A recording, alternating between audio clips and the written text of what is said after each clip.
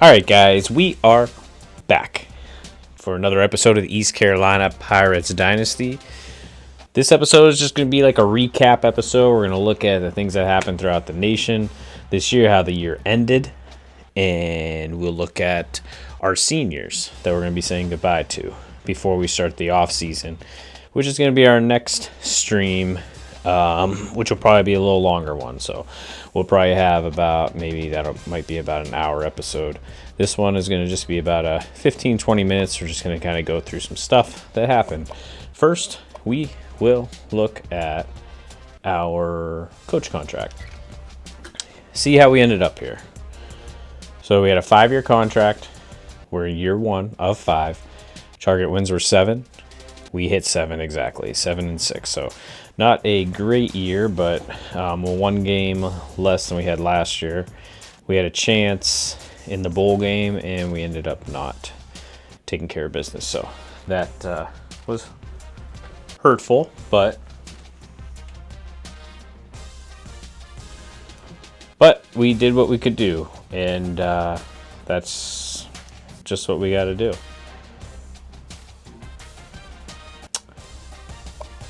All right, let's take a look at the top stories. So our number 1 team in the nation, Alabama Crimson Tide. They won the national championship. They beat the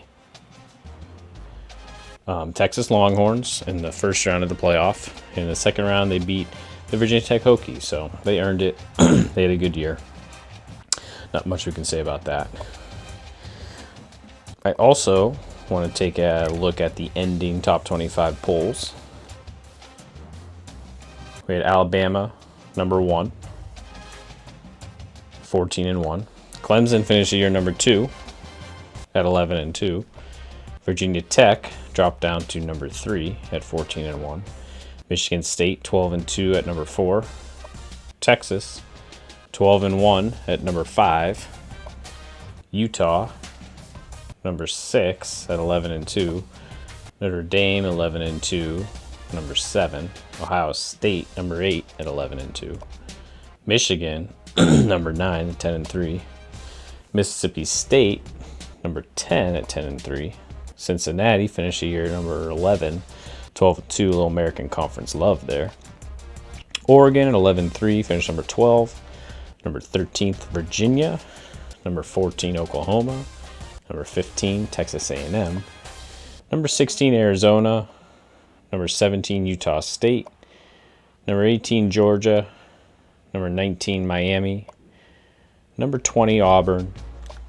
Number 21, Florida State. Number 22, Hawaii.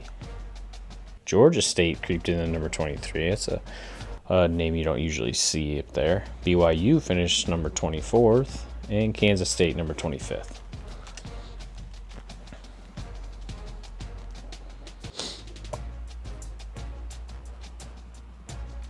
Let's take a look at the Heisman winner. And it was Brian Herrien from Georgia.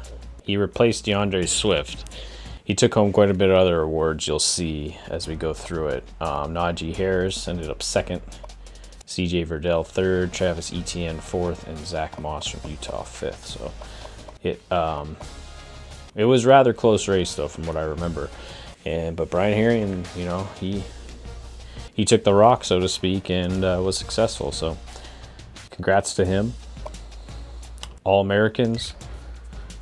Check out the All-Americans this year. First teamers. We got a couple Alabama guys. Tua and Najee. Brian Herrien, of course. Colin Johnson from Texas. Damon Hazelton. He also won the Blitnikoff. Hunter Bryant. He also won the Best Tight End Award. Alabama, Oregon, Texas, Notre Dame, Alabama, representing the offensive line there. Left end, Notre Dame, Chase Young from Ohio State, right end. D-tackle from Arizona, Arkansas State, Forrest Merrill. That's interesting. Dontavius Jackson at linebacker. Pinkney at outside linebacker. So Florida State Miami connection there. And of course, Kevin Meitzenheimer at other linebacker, Utah State. We could figure that was going to happen. He won a lot of the other linebacker awards. DJ Williams at cornerback. Harrison Hand from Temple. Well, American love there. Xavier McKinney from Alabama. Ashari Crosswell, Arizona State, a strong safety. Skylar Southam, BYU kicker. Logan Tyler, Florida State. Returner Jalen Waddle. The second team, we'll go through this rather quick. Travis Etienne, CJ Verdell, Marquez Stevenson from American Conference. See if there's anyone else here. Dorian Etheridge, second team All-American. We played him in the bowl game.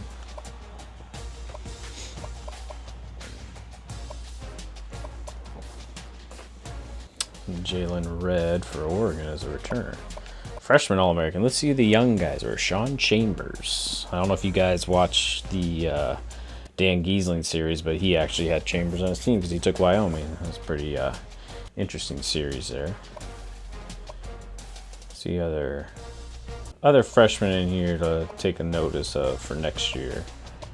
A lot of Alabama guys, of course, because they're stacked. Adams. Gray, Taj Ward. As you can see, no East Carolina Pirates out there. But we're going to take a look at the first team all-conference players. Let's see if we got any East Carolina guys here. A lot of Cincinnati guys. Ooh, Alex Turner. He's a first team All-American. And Xavier Smith, middle linebacker, first team All-American. So we got a couple first team All-Americans there in our all-conference players. The second team, let's see if we got any guys there for the conference.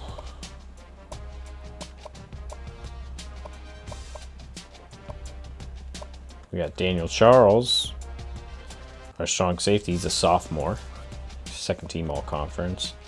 And we got Demel Hickman as a returner. So that's pretty nice. So we got 4 guys that made all-conference this year. Not too bad. I'll take that. And 3 of them are returning, so that's cool. All right, let's take a look at the award winners, and then we'll take a look at the bowl results. Then we'll send our seniors off the right way. So the Maxwell, CJ Verdell won it. Walter Camp, Brian Harrion won it. Bednarik, Kevin Meitzenheimer won it. Nagurski, Meitzenheimer again. O'Brien, Ian Book won best quarterback. Walker, Brian Harrion again. Blitnikoff, Damon Hazelton, I already mentioned that.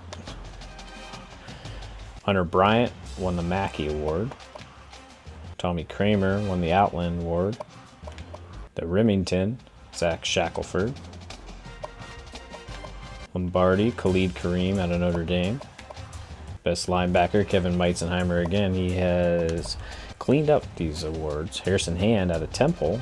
The Thorpe, American. Cameron Dicker won the Grotza. 20 to 25 field goals along a 48. The guy, best punter, Dave Bramblett out of Notre Dame. And best returner, Jalen Waddle won it. 857 kick return yards, 602 punt return yards, so almost 1,500 yards there. That's pretty nice, and 1 touchdown. Okay. Now let's look at the bowl results. Let's see how they ended up. We got New Mexico Bowl, kicked off the year of bowl season, and SMU took care of Colorado State, so a victory for the American there. Idaho Potato Bowl, New Mexico took care of business against Buffalo. Georgia State, Fresno State. Georgia State won that one in the Poinsettia Bowl. Beef O'Brady's Bowl. Cincinnati got killed by Utah, so not a good showing for the American there. New Orleans Bowl, FAU versus UL Lafayette, and UL Lafayette won that one, 45-28. Las Vegas Bowl, Stanford beat Utah State, 52-14. Hawaii Bowl. Hawaii won 39-35 against Western Kentucky. Little Caesars Pizza Bowl. Wisconsin won 24-14 over Kent State. Kent State finished at 7-7. Military Bowl. Western Michigan beat Army 31-21. Holiday Bowl. Kansas State beat Washington 31-27. And the Belk Bowl, what we don't like to see or talk about, but Louisville squeaked out a victory over East Carolina. Iowa State Temple. Temple won, took care of business against Iowa State 31-27. Russell Athletic Bowl. BYU edged Florida State 21-20. Looked like a pretty exciting game. Maryland, TCU in the Car Care Bowl. TCU won that one 31-19. Boise State beat North Texas in the Armed Forces Bowl 28-14. UCF UCLA, the Fight Hunger Bowl. A little American love again, 24-21 victory.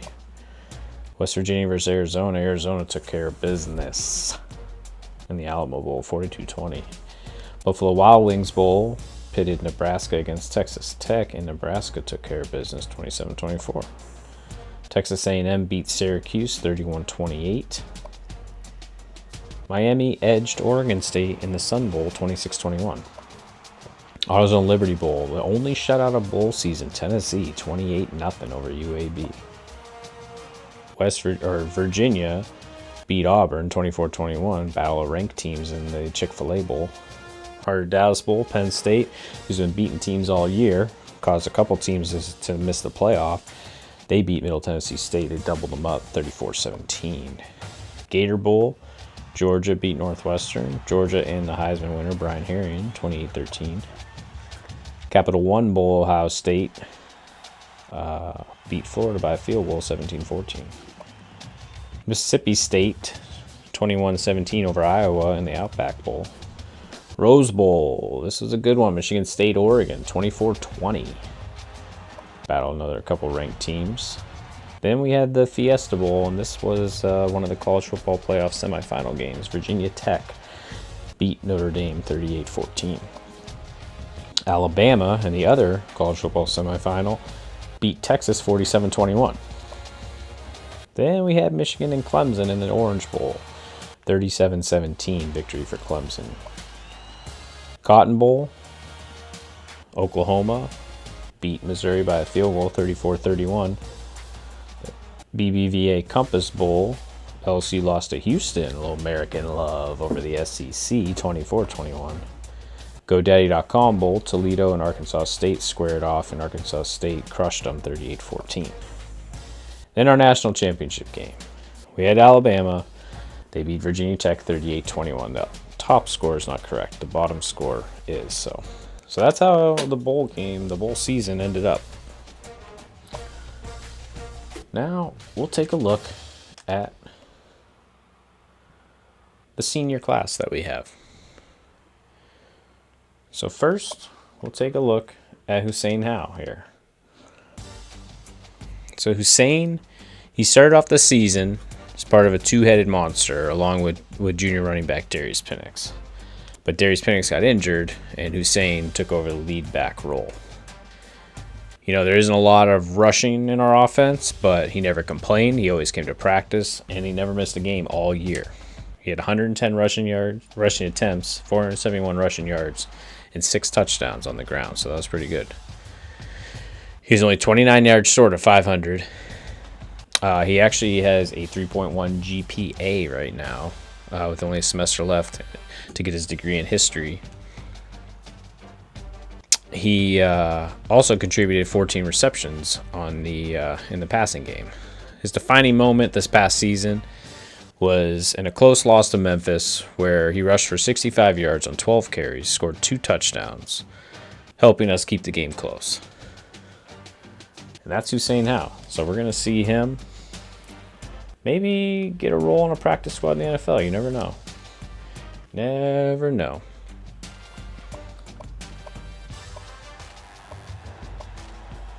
All right, next guy we're going to take a look at is, well, Cortez Heron. He was our guard. He was a week 1 starter. However, he had to dismiss from the football team, so that ended his senior season. We'd now like to look at Audie Omatosho. He was a senior grad transfer from UCLA. He was a day 1 starter. We had multiple suspensions during fall camp, but then he kind of returned to more of a reserve role. But he still finished 3rd in the team with 29 receptions for 280 yards and 1 touchdown. It was a challenge, coming to a new team, learning a new offense with a new coach, but he's a smart kid and he caught on pretty well. He currently has a 3.98 GPA in computer science, and he's aspiring one day to become a college coach if the path leads him there. So you never know. Maybe we'll see him in East Carolina gear on the sideline sometime. Next player up we'd like to see is our starting center, Brandon Pena. He has been the anchor of the line all season long. He started all 13 games. In the game before the bowl game, he had a couple injuries there, but he was able to fight them off, and he actually has a 3.66 GPA in architecture. He only gave up 1 sack, as you can see. So overall, pretty solid center for us, and we're going to miss him. Now we'll check out a couple tight ends that we had. Anthony Watley here. He was a starter until halfway through the year when Zach Bird passed him up there.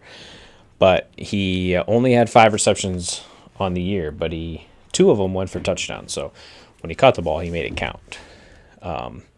He has a 2.83 GPA, majoring in history, and he plans on graduating this spring. So we're going to miss him, and maybe we'll see what he does with his future. Next guy was a senior, Dre Sampson.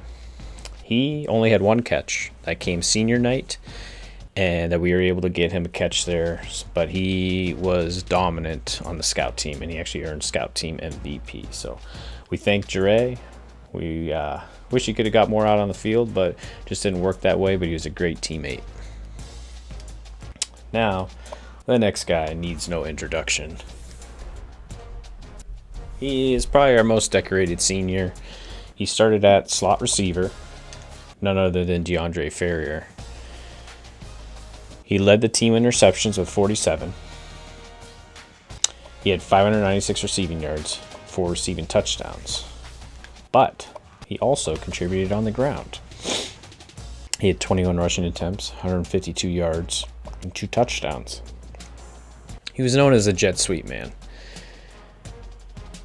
And he didn't miss any time due to injuries, so he was very durable during the year. He had 1 suspended game due to a Twitter rant, but that was it. And his most impressive game was a rivalry game against Marshall, where he finished with 49 yards on the ground, 48 yards on 4 catches and a touchdown, earning him player of the game honors in the plane crash game. The 32-26 victory for the Pirates. Thank you, DeAndre. You'll probably be playing in the NFL sometime, possibly. All right, now we're on to defensive guys. We're going to start with our backup defensive tackle, Jalen Price. He was a backup DT in the 3-3-5 defense and spelled fellow senior and starter Alex Turner. He ended the season with 5 tackles, 2 tackles for loss. However, the stats don't tell the whole story because he was always in the right position on the defensive line and was an excellent student with only 3 more classes to earn his degree. He currently has a 3.56 GPA. So, thank you, Jalen. We look forward to seeing you around campus someday for an alumni game. Then we got Alex Turner, who's probably our most decorated defensive guy. He's out of Houston, Texas, was a starting defensive tackle and the anchor of the defensive line. Never missed a game. He was tied for the lead in sacks with 7, with fellow senior Kendall Futrell. He also added 25 tackles, 14 tackles for loss during the 2013 season, which he earned first-team all-conference honors. He made a lot of big plays for the team, could always be counted on to make a splash play to turn the momentum in the defense's favor. He was one of those defensive tackles that had to be game planned for. He had his best game of the year in a losing effort at the ranked Bearcats, tallying 3 tackles for loss, and 2 sacks. And if he doesn't play in the NFL or return to the gridiron to coach, will be a successful business executive someday, needing only 4 more classes to obtain his business administration master's. Good luck in your future, Alex. All right. Then we have a little-known man named Kendall Futrell. He was thrust into the starting role at defensive end when Chance Purvis, who led the team in sacks at the time with 7, was injured for the remainder of the year with a broken tailbone. Kendall made great use of his time as a starter. Previously, he was used as just a pass rush specialist in certain sub-packages, but he ended the season tied for the team lead in sacks with 7 and also tallied 18 tackles and 8 tackles for loss. He, off the field, was also a model citizen, which he did a lot of community outreach programs in the East Carolina campus area. So we thank him for that.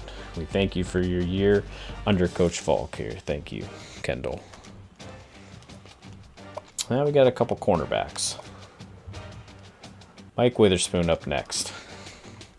He was one of those guys that was rarely talked about, mainly because he always did his job and he never was targeted a lot.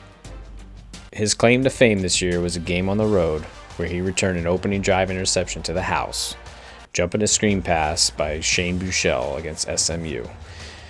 He was always that kind of intuitive player, and we'll miss that leadership and instinctiveness on the back end. He'll be a hard one to replace in the upcoming season. He was known as a shutdown corner throughout the American Conference and was a guy who could take away your best wide receiver. We're going to miss Mike. Next guy on the list was Colby Gore. Colby actually started off as the nickelback. Then he worked his way into the role of starting cornerback, replacing freshman Jaquan McMillan. He had a questionable play call by, well, the refs called it. He had a great interception in the game against Louisville in the bowl game. And his momentum apparently took him into the end zone. They called it a safety. We challenged it. The play stands. But you can't just remember him for that because he was, he was one of those guys that was a hell of a player, but he's also a great teammate and was always there for his teammates. He's earning a master's in business administration right now and needs only 1 more class to obtain that degree. So he should get that in the spring semester. So good luck, Colby, in your future ventures. And that's it. Those are our seniors. We're saying goodbye to them.